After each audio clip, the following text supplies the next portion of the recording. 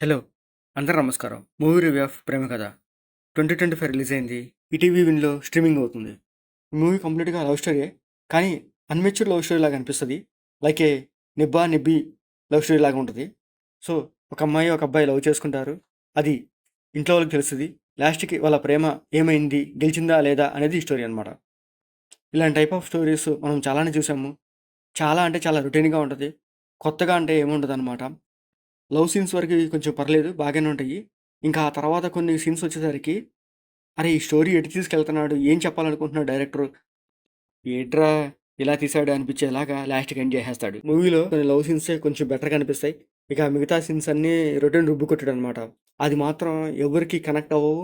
So, ఎవరికీ అంత feel అనిపించదు. యాక్టర్స్ ఫీల్ అవ్వటమే కాదు. సో, చూసిన ఆడియన్స్ కూడా ఫీల్ అవ్వాలి కదా! సో, చూసిన ఆడియన్స్‌కి ఇవి చూసినయే కదా! పెద్ద కొత్తేముందనిపిస్తది. ఇవి ఆల్మోస్ట్ ఫుల్ డిసప్పాయింట్ చేశాడని చెప్పొచ్చు. ఇంకా ఆర్టిస్ట్ వైస్ వస్తే ఓకే. పర్లేదు. బాగానే చేశారని చెప్పొచ్చు. కానీ వాళ్ళు బాగా ఫీల్ అయ్యి చేస్తూ ఉంటారు.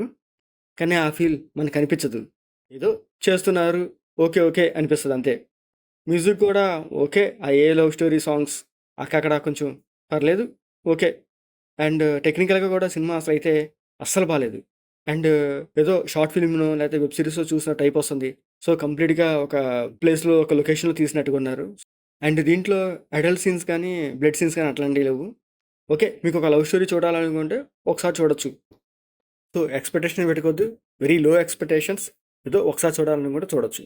సో, మీకు మా వీడియోస్ నచ్చితే లైక్ చేయండి, షేర్ చేయండి, సబ్స్క్రైబ్ చేసుకోండి. Thank you for watching.